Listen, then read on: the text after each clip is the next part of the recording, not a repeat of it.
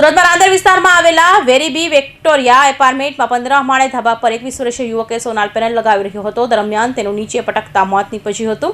હાલ તે યુવકના મૃતદેહને પોસ્ટમોર્ટમ અર્થે સિવિલ હોસ્પિટલ ખસેડાયો છે. રાંદેર પોલીસ દ્વારા વધુ તપાસ હાથ ધરાઈ છે.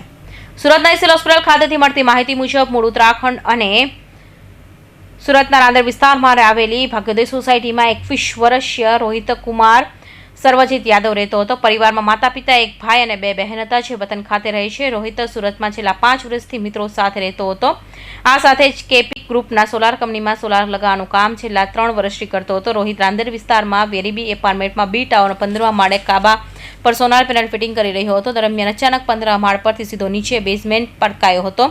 રોહિતનું ઘટના સ્થળે કમકમાટી ભર્યું મોત નીપજ્યું હતું. ઘટનાની જાણ થતાં રાંદેર પોલીસ ઘટના સ્થળે દોડી ગઈ હતી. ત્યારબાદ રોહિતના મૃતદેહને પોસ્ટમોર્ટમ અર્થે સિવિલ હોસ્પિટલ ખસેડાયો હતો.